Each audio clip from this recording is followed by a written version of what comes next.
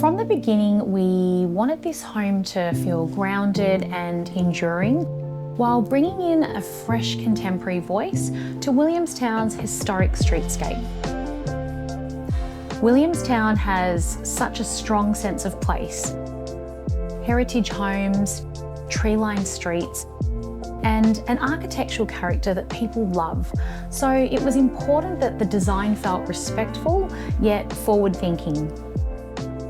My name is Sharon and I am one of the co-founders of Arli Homes, and this is Project Alston. At Arli, we've had a long-standing relationship with Brickworks, and the project was the perfect opportunity to collaborate again. Materiality became the key to telling this story. We chose the GB Masonry Acadia in Desert Sunrise as our hero element, not just as a construction material, but as the foundation of the design language. We used it to form the façade and the chimney, and then brought it inside to anchor the fireplace, entertainment unit, and the bar. Because the blockwork was so central, every decision around colour, form, and detail was made to complement it. The masonry created a strong sculptural base, allowing the upper level to feel light and float above, a contrast that gave the home a real sense of balance and calm. When designing a home, one of the important elements I find is that there's a sense of ambiguity. What I mean by ambiguity is surprise and a subversion of what's normally expected.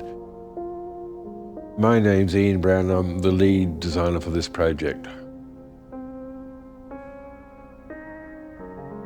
The home was site-driven, but trying to bring in elements that I quite often use in my designs. Even though each site brings its own constraints, I always bring my own design approach to each particular project. These quite often deal with a sense of ambiguity and turning the familiar into something that no longer looks familiar, abstracting the form, subverting someone's understanding of what's expected.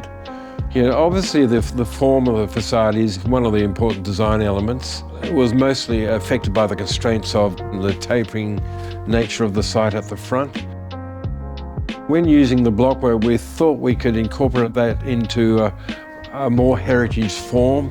On the northern side of the building, there's a chimney that's sort of exaggerated. You find chimneys on most heritage buildings, and it's one of the requirements when you're working with heritage buildings. We decided to emphasise the chimney and abstract it. It's quite huge and it bleeds into the wall form, and it's quite a modern form, but still refers back to its heritage precedents.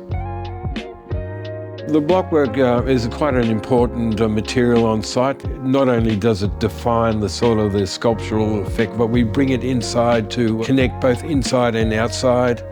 The actual soft colour sort of reflects a lot of the other materials and timbers found on the internal part of the house. There's strips of blockwork used as an extension of the furniture and floor. The blockwork on the bottom ground level was meant to anchor the building, and we have quite deep fenestration or breaks in the building where the windows are, so it gave you a sense of solidness and security, whereas the top weatherboard sort of floated above that to some degree. The entrance itself divided the northern volume with the southern volume, and that opens up into a very small little entrance area which has a entry garden connected, so you move from the street into a very open garden area, which there's a sense of surprise as you walk through. For me, Project Alston is a perfect example of how collaboration and thoughtful material choices can really transform a home. This design feels deeply connected to its site, it's timeless in its present, and quietly luxurious in the way it invites you in.